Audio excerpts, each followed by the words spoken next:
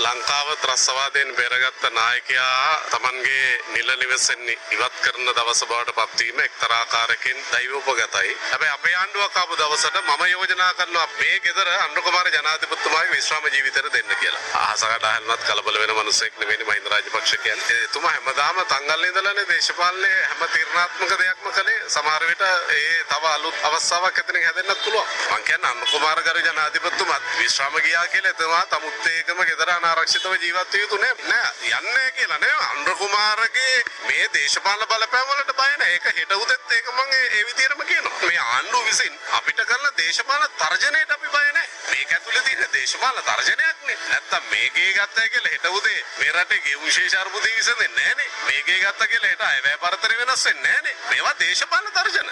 ඒ දා කියපු වචනේ එම්මම තමයි. මම ඒ කියප එක ආයිනවත කියනවා. මහින්ද රාජපක්ෂ අනුර කුමාරට බය නෑ. එච්චරයි.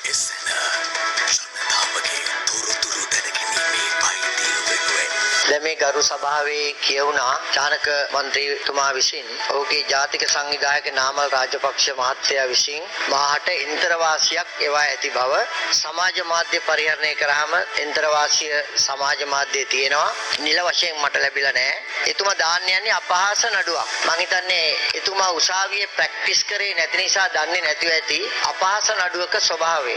අපහාස නඩුවක පැමිණිලිකරුගෙන් විත්තිකරුට ඕනෑම ප්‍රශ්නයක් අහන්න පුළුවන්. වෙනත් නඩුවල බෑ. විෂයින් පරිබාහිර ඕනෑම ප්‍රශ්නයක් අහන්න දෙන එකම නඩුව අපහාස නඩුව. වීදුරු ගෙවල් වල ඉන්න හොඳ නැහැ. දැන් මේ වීදුරු ගෙවල් වල ඉන්න මහත්තයෙක් අපට ඇඟිල්ල දික් කළා කියනවා ඔන්න දැන් ඔයාට රුපියල් බිලියනයක් ඉල්ලලා එන්තරවාසියක් එව්වා කියලා. මේ ඒකේ එකම සාධකයයි චරිතය තමයි විශේෂගත කාරණා වෙන්නේ. Character on issue.